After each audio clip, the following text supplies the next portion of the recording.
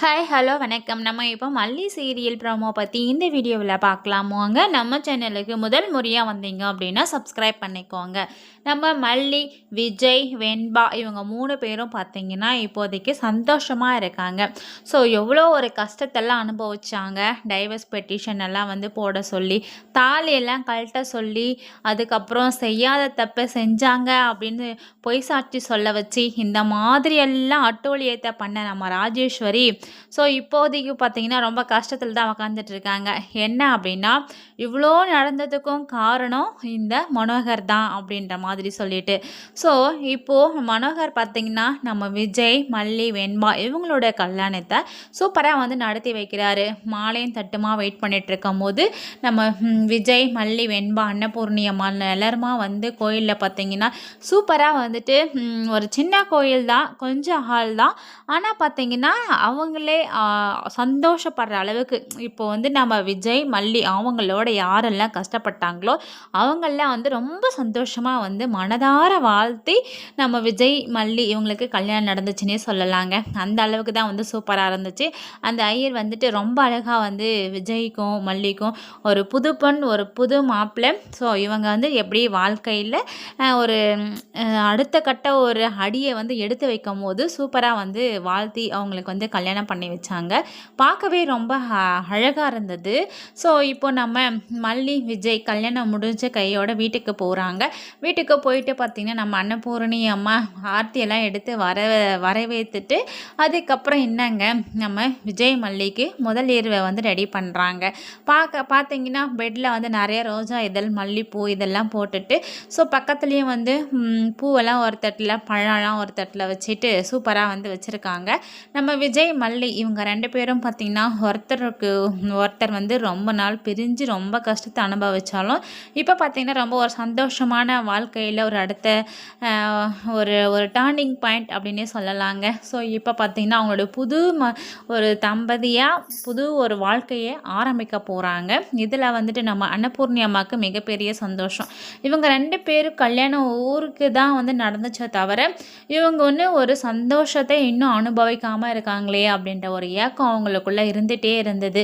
இவங்களுக்குன்னு ஒரு சந்தோஷமான வாழ்க்கையை வாழ்ந்து அவங்களுக்குன்னு ஒரு குழந்தை பிறந்து ஸோ இப்படியெல்லாம் இருந்தால் தானே ஒரு குடும்பம். எதுவுமே இல்லாமல் நீ வேறு நான் வேறு, நீ ஒரு வேலைக்கு போ நான் ஒரு வேலைக்கு போகிறேன், நீ சம்பாதி நான் சம்பாதி, ஸோ இந்த மாதிரிலாம் வந்து போயிட்டே இருந்தது.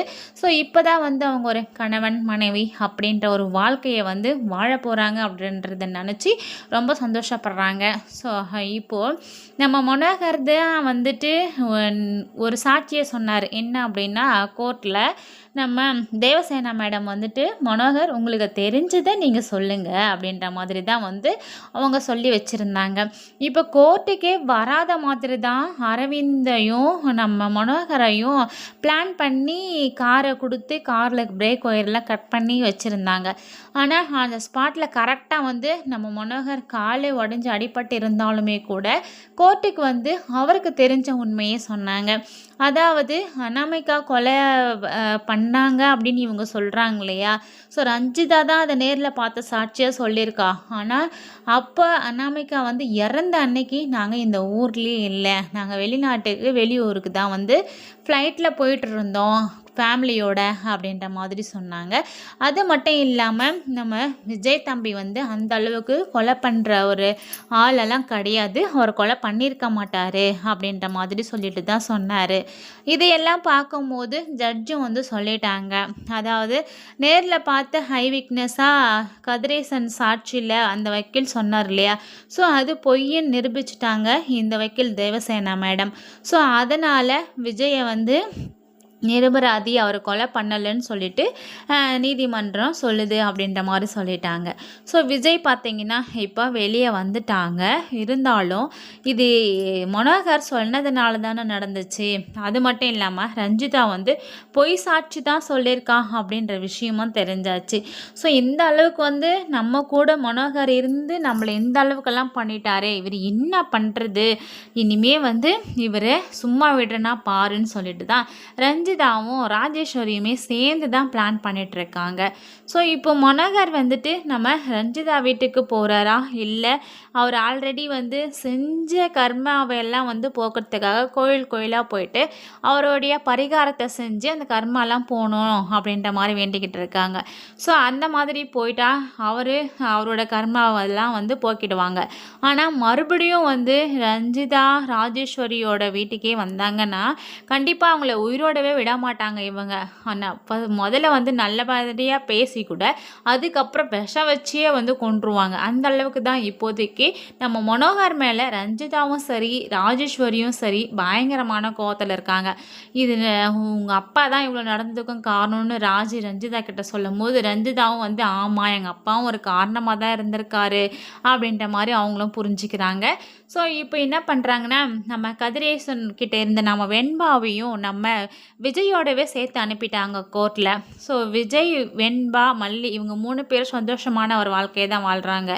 ஆனால் கதிரேசன் பார்த்திங்கன்னா வெண்பா அவங்களோட வீட்டிலே இருக்கணும் அப்படின்றது தான் அவரோட டார்கெட். என்ன அப்படின்னா ஒரு ஜோசியர் வந்துட்டு உங்களுடைய முதல் பொண் வந்து இறந்ததுக்கப்புறம் உங்கள் வீட்டில் ஒரு சந்தோஷம் இல்லை, ஒரு பண வரவு கிடையாது, எல்லாமே கஷ்டமாக ஒரு தான் இருக்குது. அதுக்கு காரணமே அவங்க மூலியமாகவே அவங்க மகாலட்சுமி எல்லாம் போயிடுச்சு.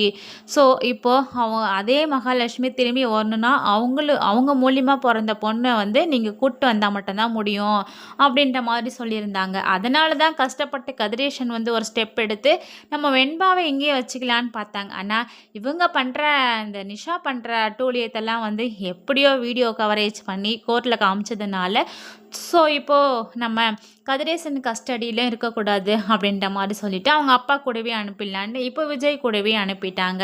இப்போ கதிரேசனும் பார்த்திங்கன்னா பயங்கர காண்டில் தான் இருக்காங்க. என்னடா இது, இந்த பொண்ணு வந்து எப்போ நமக்கே தெரியாமல் வீடியோலாம் எடுத்து கோர்ட்டில் கொடுக்குற அளவுக்கெல்லாம் வந்து ஆயிடுச்சு. ஸோ நம்ம எப்படி இனிமேல் என்ன பண்ண போகிறோம் அப்படின்ற மாதிரி சொல்லிவிட்டு அவரும் சும்மா இருக்க மாட்டார், ஏதாவது பிளான் பண்ண தான் போகிறாங்க.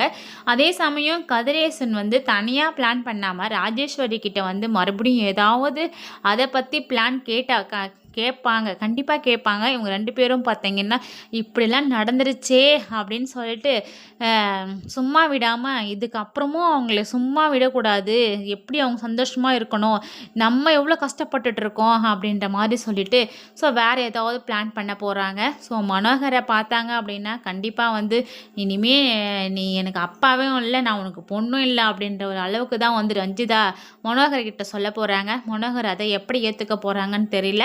அதே சமயம் நம்ம அரவிந்தும் வந்து நம்ம ரஞ்சிதா கிட்ட ரொம்ப நல்லா பேசினார். ஸோ ரஞ்சிதாவும் இது எல்லாம் உண்மை அப்படின்னு நினச்சி தான் பேசினாங்க. ஆனால் அதெல்லாம் உண்மை இல்லை அப்படின்ற விஷயம் தெரிஞ்சு நம்ம அரவிந்தை பார்த்தா எப்படி கேட்க போகிறாங்கன்னு தெரியல, எப்படி சமாளிக்க போகிறாங்கன்னு தெரியல. ஸோ அவர் வந்து வேலை இல்லை அப்படின்ற மாதிரி தான் ஜாயின் பண்ணாங்க. இப்போ வேலைக்கும் அவரும் வரமாட்டாங்க. ஸோ நம்ம விஜய், மல்லி இவங்க 2 பேரும் ஒரு புது வாழ்க்கையை ஆரம்பித்து சந்தோஷமாக போக போகிறாங்களா என்னென்னு வெயிட் பண்ணி பார்க்கலாம். தேங்க்ஸ்.